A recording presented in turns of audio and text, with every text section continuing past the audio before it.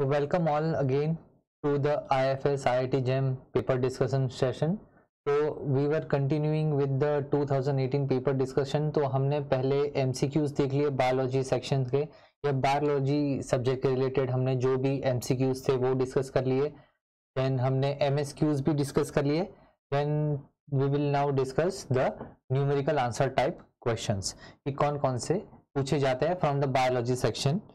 Okay, तो question यहाँ पे पहला है जो सेक्शन सी में पूछा गया है. सेक्शन सी जो न्यूमेरिकल आंसर टाइप है उसमें पूछा था कि the total number of genetically different types of gametes that will be produced by a heterozygous plant carrying the genotypes capital A, capital B, small b and capital C, small c is. तो यहाँ पे बहुत ही basic formula आपको use करना है. ये genetics का जो क्वेश्चन है बहुत ही बेसिक फॉर्मूला है और वो है 2n, where n is number of heterozygous pairs in a phenotype, genotype. Okay,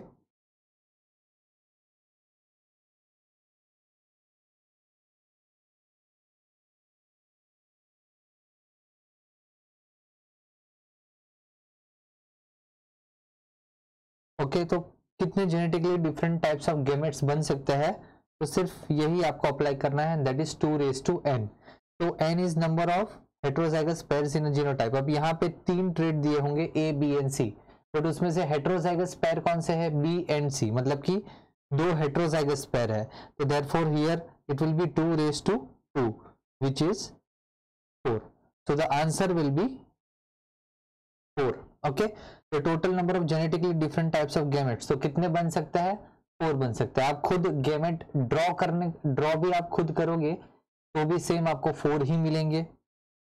और आप अप्लाई करो, because this is numerical answer type question, तो फिर आपको फॉर्मूला भी अप्लाई करोगे तो भी आपको 4 ही मिलेंगे, राइट. अब 2 की जगह यहाँ पे मान लो कैपिटल ए स्मॉल ए होता तो दैट मीन्स यहाँ पे 3 हेटेरोजाइगस पेयर बन जाते, तो तब वो 2:3 होता. और 2:3 होता है, इसका मतलब क्या हुआ कि 8 होता टोटल, राइट. 8 गैमेट्स बनते, बट यहाँ पे 2 ही हेटेरोजाइगस पेयर है तो 4 गैमेट्स बन रहे हैं.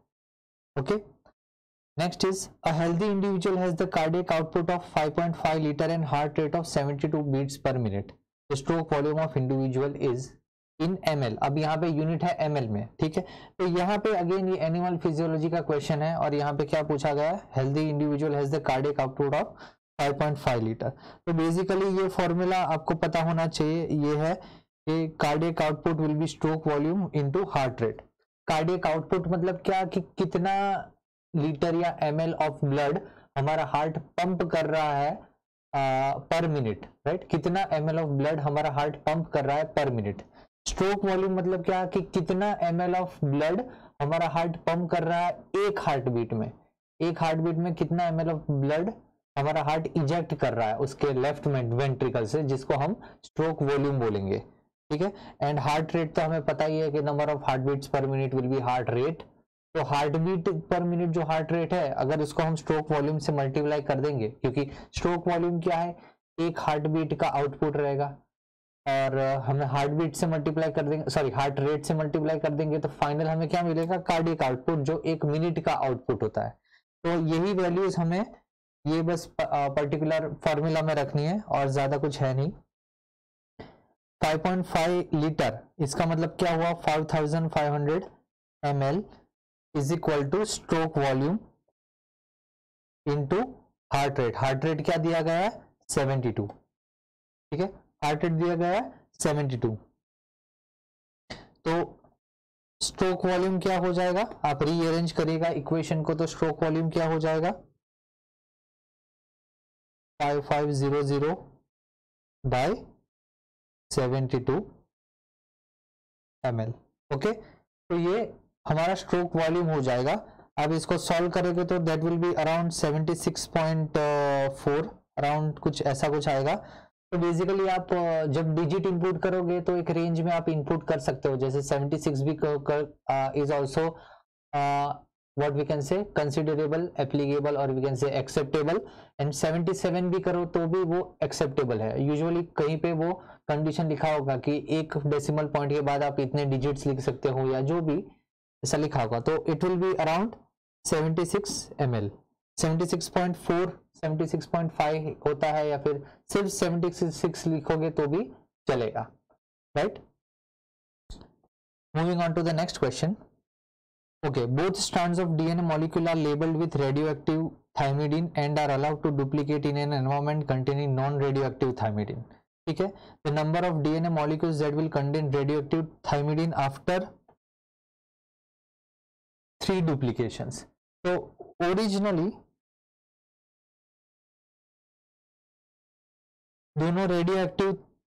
दोनों स्ट्रैंड्स रेडियोएक्टिव थायमिडीन वाले थे, ठीक है, जो हम हैवी से रिप्रेजेंट कर लेंगे, एच लिख लेता हूं। दोनों मॉलिक्यूल्स रेडियोएक्टिव थायमिडीन वाले थे जो हम हैवी से रिप्रेजेंट करेंगे। नाउ फाइनली वो जो हैवी वाला जो है एच वाला, ये जो पर्टिकुलर डीएनए है, इसको फिर ट्रांसफर कर दिया था नॉन रेडियोएक्टिव थायमिडीन में। तो अब जो भी सक्सेसिव डुप्लीकेशंस रहेंगी या जो भी इवेंचुअल डुप्लीकेशंस होगी वो सारी नॉन रेडियोएक्टिव थायमिडीन मीडियम में रहेगी। बेसिकली जो भी अभी बनेगा रेप्लिकेशन होगा वो नॉन एक्टिव वाले में होगा। तो what would be its particular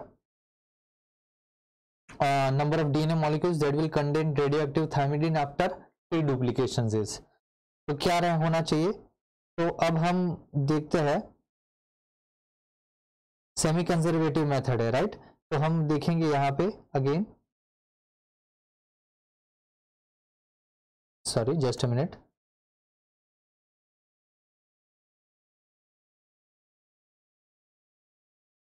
semi conservative method है तो एक आ जाएगा फर्स्ट डुप्लीकेशन में ये,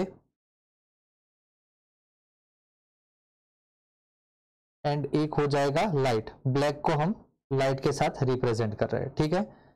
तो it will be HL।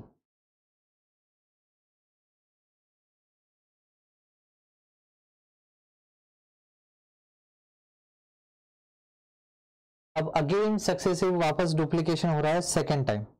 Second time जब हम देखेंगे तो क्या हो रहा है,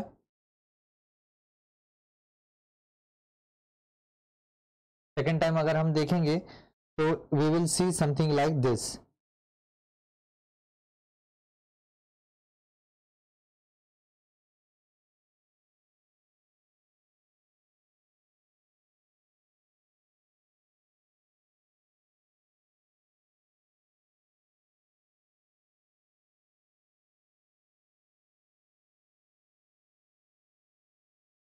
Okay, again heavy, and this will contain both the heavy strands. This will contain one heavy strand, sorry light strand, and this will contain both the light strands. Okay, black will represent with light, and red we will represent with heavy.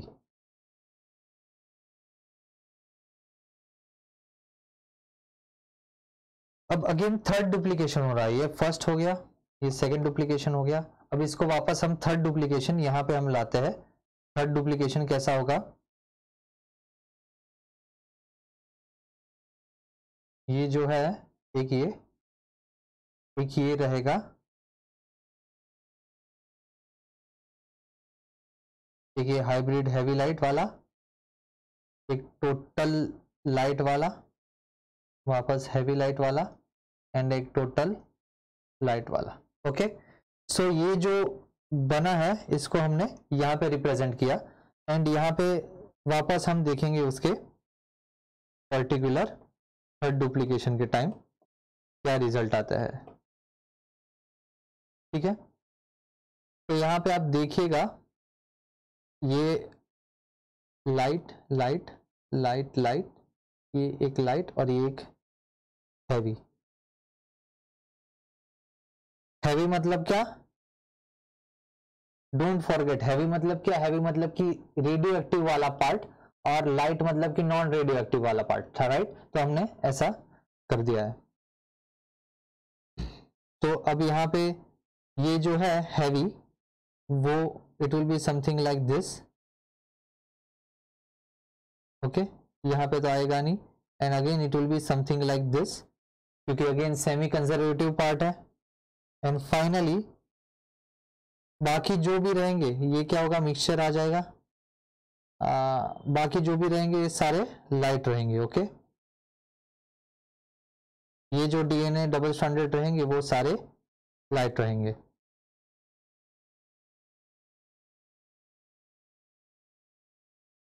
तो आप देख सकते हो कि कितना easy है। ये तो चलो मैंने जस्ट दिखाने के लिए यहाँ पे, just to show you that how we can do this particular question, but आप ऑटोमेटिकली पता लगा सकते हो कि सिर्फ दो ही ऐसे स्ट्रैंड है जहां पे light sorry heavy heavy present है, ठीक है। यहाँ पे एक हैवी प्रेजेंट है और यहाँ पे एक हैवी प्रेजेंट है। इसका मतलब क्या, हमें पहले ही बोला था हैवी मतलब कि रेडियो एक्टिव थायमिडिन। तो the number of DNA molecules that will contain radio active thymidine after 3 duplications, तो कौन से रहेंगे, ये और ये रेडियो एक्टिव रहेंगे, ओके।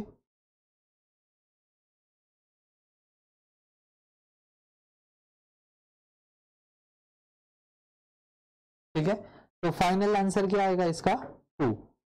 तो ज्यादा कुछ है नहीं, ये तो हमने थोड़ा इतना just to make the visualize the thing, visualize our problem, इसलिए यहाँ पे है। बाकी आप एक बार प्रोफिशिएंट हो जाओ ऐसे क्वेश्चंस में तो आप तुरंत ही ये सॉल्व कर लोगे, जस्ट आप माइंड में कैलकुलेट करके, राइट, माइंड में विजुअलाइज करके। तो आंसर क्या आएगा, 3 duplications is 2। Next, the number of cycles required for complete degradation of palmitic acid, यहाँ पे दिया गया है 16 carbon by beta oxidation is. तो हमें ये बेसिक पता है कि बीटा ऑक्सीडेशन के एंड पे एक एसिटाइल कोए रिलीज होता है जो 2 कार्बन का होता है, राइट। 2 कार्बन का हर एक साइकिल में, हर एक साइकिल में at the end of each cycle एक एसिटाइल कोएंजाइम ए रिलीज होगा जो 2 कार्बन का होता है। इसका मतलब क्या हुआ कि ये जो पर्टिकुलर 16 कार्बन का, दैट इज 1 2 3,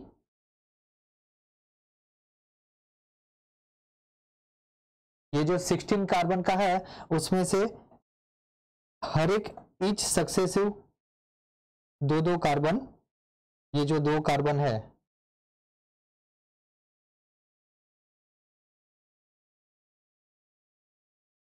जो 2 कार्बन है, ये 2 कार्बन में से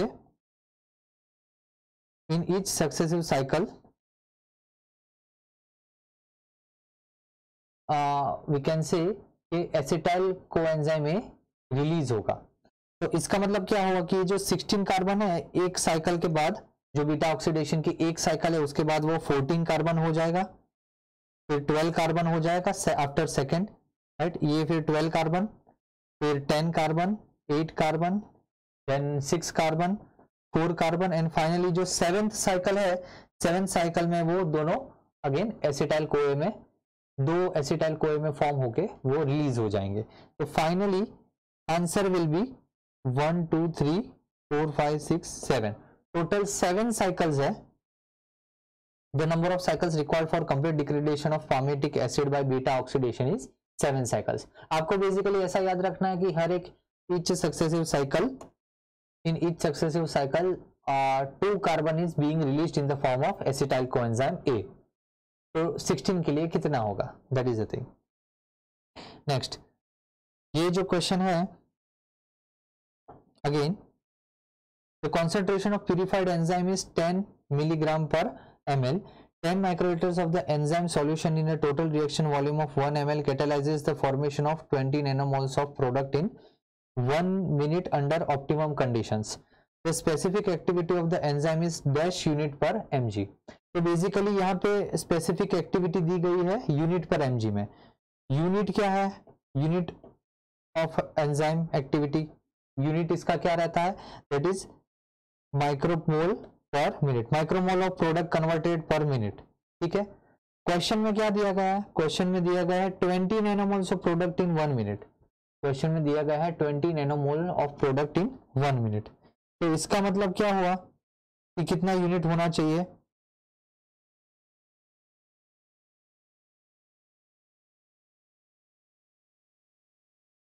20 नैनोमोल पर मिनट, इसको अगर हम माइक्रोमोल में कन्वर्ट करते हैं इन दिस फॉर्म तो हमें क्या मिलेगा 0.02 माइक्रोमोल पर मिनट, करेक्ट, जिसको हम क्या 0.02 यूनिट्स लिख सकते हैं, 0.02 यूनिट्स लिख सकते हैं। बट हमें स्पेसिफिक एक्टिविटी फाइंड करनी है, इसका मतलब क्या हमें उसको डिवाइड करना पड़ेगा हमारा जो यूजेबल एंजाइम है उसके साथ, कि कितना एंजाइम यूज हुआ है टोटल प्रोटीन में से, तो इसलिए उसको यूनिट पर mg में डाला है। तो इसलिए जो यूनिट दिए गए होंगे ब्लैंक के बाद, ये जो ब्लैंक है उसके बाद यूनिट दिए जो जाते हैं वो बहुत ही इंपॉर्टेंट है। It actually sometimes help in solving the problem also, कि हमें यूनिट्स मिल गया बट हमें mg कितना है वो पता नहीं, एंजाइम का mg कितना है। यहाँ पे लिखा है कि 10 mg पर ml, इसका मतलब क्या हुआ, एंजाइम जो है वो होगा 10 mg पर ml, इसका मतलब कि 1000 माइक्रोलीटर, 10 mg पर ml, इसका मतलब क्या हुआ 10 mg पर 1000 माइक्रोलीटर। बट ये जो है उसमें से सिर्फ 10 माइक्रोलीटर एक एंजाइम सॉल्यूशन में यूज हुआ है, सिर्फ 10 माइक्रोलीटर यूज हुआ है। इसका मतलब क्या हुआ कि हमारा एंजाइम का पर्टिकुलर कॉन्सेंट्रेशन क्या होगा, कॉन्सेंट्रेशन तो सेम रहेगा बट एंजाइम का अमाउंट क्या होगा, तो वो हो जाएगा 0.1 mg पर 10 माइक्रोलीटर, राइट, क्योंकि क्वेश्चन में दिया गया है कि 10 microlitre of the enzyme solution was used, और यहाँ क्वेश्चन में क्या है कि 10 microlitre of this enzyme solution catalyses the formation of 20 नैनोमोल्स। तो हमने ये तो चलो ये तो मैं फाइंड कर लिया कि 0.02 यूनिट्स है, और 10 माइक्रोलीटर इसका मतलब कि यहाँ पे जो यूजेबल एंजाइम है, एंजाइम का जो अमाउंट है जो एक्चुअली कैटेलिसिस में एक्ट करेगा या यूज होगा, वो क्या होगा, वो होगा अराउंड 0.1 mg। तो फिर स्पेसिफिक एक्टिविटी क्या हुई, तो अब हम देख सकते हैं यूनिट पर mg, इसका मतलब क्या हुआ 0.02 यूनिट अपॉन 0.1 mg, करेक्ट, क्योंकि हमारा एंजाइम कितना यूज हो रहा है, हमने लिया है 10 माइक्रोलीटर, यहाँ क्वेश्चन में दिया गया है कि हमने 10 माइक्रोलीटर लिया है, इसका मतलब कि एंजाइम हमने कितना यूज किया है, एंजाइम हमने यूज किया है 0.1 mg। तो ये जो 0.1 mg एंजाइम जो रिएक्शन में यूज होता है वो हम डिनोमिनेटर में डालेंगे, राइट, तो unit upon mg।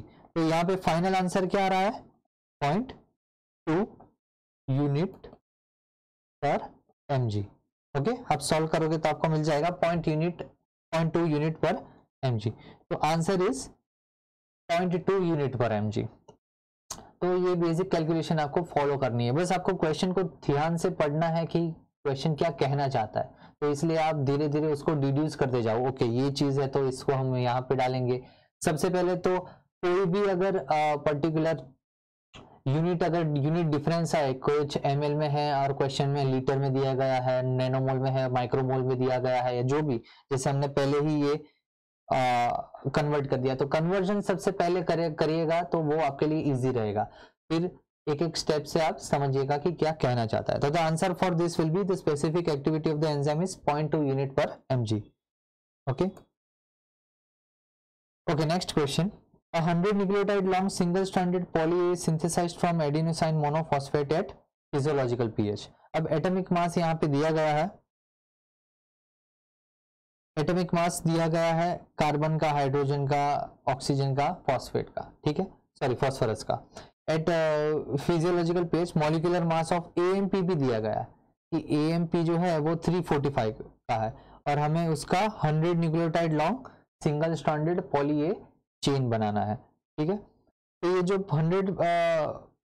100 nucleotide long जो है पॉली ए, उसका पर्टिकुलर मॉलिक्यूलर मास क्या रहेगा, तो आप देख सकते हो यहाँ पे कि पहले तो ये जो A बनेंगे टोटल 100 A होंगे, राइट, 1 से लेके 100 A होंगे, या वी कैन बेसिकली से AMP। अब जहां पे AMP को फ्यूज करवाना जब रहता है सिंगल स्ट्रैंडेड DNA पॉलीमराइजेशन के टाइम, तब एक वाटर मॉलिक्यूल रिलीज होता है। इसका मतलब क्या कि formation of phosphodiester bond, phosphodiester bond formation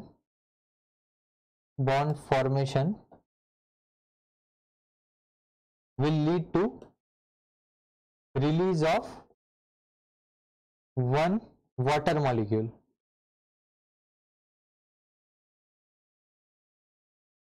Formation of one phosphodiester bond will release to will lead to the release of one water molecule. तो इसका मतलब क्या हुआ कि यहाँ पे कितने टोटल बॉन्ड बनेंगे? तो बॉन्ड बनेंगे 1 2 से लेके फाइनली 99 बॉन्ड्स बनेंगे। 100 न्यूक्लियोटाइड जो एडिनाइन न्यूक्लियोटाइड है, सॉरी एडिनोसाइन जो न्यूक्लियोटाइड्स होंगे एडिनोसाइन मोनोफॉस्फेट, उसको जैसे ही हम फ्यूज करवाएंगे या पॉलीमराइज करवाएंगे तो बीच में जो बॉन्ड बनेंगे वो फोस्फोडाइस्टर कितने रहेंगे? 99 बनेंगे। इसका मतलब क्या हुआ कि 99 वाटर मॉलिक्यूल्स फाइनली रिलीज हो रहे हैं। तो अब 345 into 100, क्यों? क्योंकि 345 is the molecular weight of one adenosine, total 100 adenosine है, बट उसमें से हम माइनस क्या करेंगे? हमें माइनस भी करना है क्योंकि वाटर मॉलिक्यूल्स लॉस हो रहे हैं, तो माइनस क्या करना है? 99 इंटू 18। क्यों? क्योंकि 99 जो बॉन्ड्स बनेंगे वो हर एक बॉन्ड में से टोटल 99 वाटर मॉलिक्यूल्स निकलेंगे, और एक वाटर मॉलिक्यूल का मॉलिक्यूलर वेट क्या है? तो आप यहाँ पे भी लिखा ही है, H2O का जो रहेगा वो होगा 18। तो 99 इंटू 18, तो आप यहाँ पे देख सकते हो 34500 minus 99 into 18 will be around 1782। तो फाइनली आप देखोगे that will be around 32718, that will be around 32718। तो फाइनली इसका मॉलिक्यूलर मास क्या रहेगा? 32718। ओके, 34,500 तो टोटल 100 न्यूक्लियोटाइड लॉन्ग चेन का होता था, पॉली ए चेन का। बट वहां यहाँ पे जैसे हमने बोला कि बीच में जो फॉस्फोडाइस्टर बॉन्ड बनेंगे उसमें से एक वाटर मॉलिक्यूल निकल जाएगा, एक डिहाइड्रेशन रिएक्शन जो होते वाटर मॉलिक्यूल निकल जाएगा। वाटर मॉलिक्यूल निकल जाएगा, इसका मतलब क्या हुआ कि ये जो 99 बॉन्ड्स बन रहे हैं दैट मींस कि 99 वाटर मॉलिक्यूल्स निकलेंगे। तो जो 99 वाटर मॉलिक्यूल्स निकलेंगे तो टोटल जो होना चाहिए उसमें से 99 इंटू 18 ये जो मॉलिक्यूलर वेट है वो हम माइनस कर देंगे। वो माइनस करने के बाद जो फाइनली हमें मिलेगा that will be around 32,718। Right, ये क्वेश्चन हुआ। एंड लास्टली अगेन ये जेनेटिक्स का क्वेश्चन है। If a colour blind woman marries a normal man the chance that their boy child will be. तो आपको एक चीज ये पता होनी चाहिए कि कलर ब्लाइंड जो ट्रेट है, कलर ब्लाइंड ट्रेट जो होता है वो एक्स लिंक्ड रिसेसिव होता है। इसका मतलब क्या कि एक अगर कलर ब्लाइंड वुमन होगी और वो एक्स लिंक्ड रिसेसिव है, ये जो डिजीज है कलर ब्लाइंडनेस वो एक्स लिंक्ड रिसेसिव होता है। ओके, तो इसका मतलब ये हुआ कि woman will be having this type of genotype. Okay, तभी वो कलर ब्लाइंड होंगी। और एक नॉर्मल मेल जो होगा एक्स वाई, अब यहां पे उनका क्रॉस करवाता है। क्रॉस करवाने के बाद हमें क्या मिलेगा? ये नॉर्मल मेल है, this is normal man, normal male, and colour blind woman है। क्यों? क्योंकि वो एक्स लिंक्ड रिसेसिव है। इसका मतलब कि वो होमोजाइगस रिसेसिव में ही कलर ब्लाइंडनेस दिखाएगा। राइट, वरना तो वो कैरियर होती है। अगर एक भी नॉर्मल कॉपी होती तो वो वुमन कैरियर हो जाती, बट यहाँ पे वो कलर ब्लाइंड वुमन है। तो यहाँ पे जो कलर ब्लाइंडनेस है अब आप देख सकते हो ये कलर ब्लाइंड है। ओके, अब यहाँ पे हम देखते हैं कि क्या इसका रहेगा। तो यहाँ पे we will get X C X X C Y X C Y. तो आप देख सकते हो कि जो फीमेल जो भी रहेगी वो कैरियर हो जाएगी। both the females will be carrier and both the male will be color blind. क्यों? क्योंकि मेल में सिर्फ एक एक्स क्रोमोसोम पे भी अगर कलर ब्लाइंड डिफेक्टिव जीन रहेगा तो वो मेल में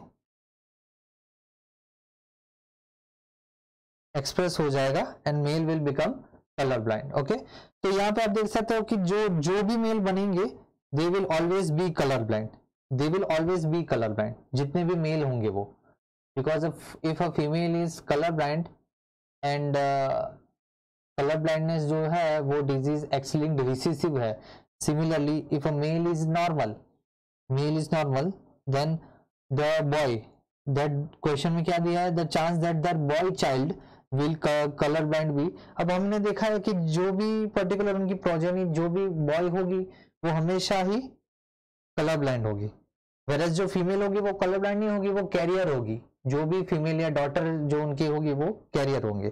तो यहाँ पे आप देख सकते हो the chance that their boy child will be colour blind is, तो ये दिस विल बी 100%, क्योंकि जितने भी वो उनके बॉय चाइल्ड रहेंगे वो हमेशा कलर ब्लाइंड ही होंगे, ऐसा नहीं है कि कोई पर्टिकुलर है। तो यहाँ पे chance that their boy child will be colour blind is 100%, क्योंकि बॉय चाइल्ड को कलर ब्लाइंड होना ही है। ओके, तो हमने यहाँ पे न्यूमेरिकल आंसर टाइप क्वेश्चंस हमने सॉल्व कर लिए 2018 question paper IIT JEM biotechnology के। तो ऐसे ही हम नेक्स्ट फर्दर हम 2017 क्वेश्चन पेपर भी हम सॉल्व करेंगे, आपको वो भी वीडियो प्रोवाइड करवाएंगे, 2019 भी अवेलेबल है, तो वो आप देखिएगा, आपको एक ग्रॉस आइडिया आ जाएगा कि कैसे पर्टिकुलर क्वेश्चंस पूछते हैं, कैसे सॉल्व करे जाते हैं, right. And I am sure it will be helpful for you. अपने फ्रेंड्स को भी बताइएगा जो IIT JEM के लिए प्रिपेयर कर रहे हैं, and like share and subscribe करिएगा हमारे चैनल को, एंड अपने फ्रेंड को भी बोलेगा। And thank you for joining with me, see you next time.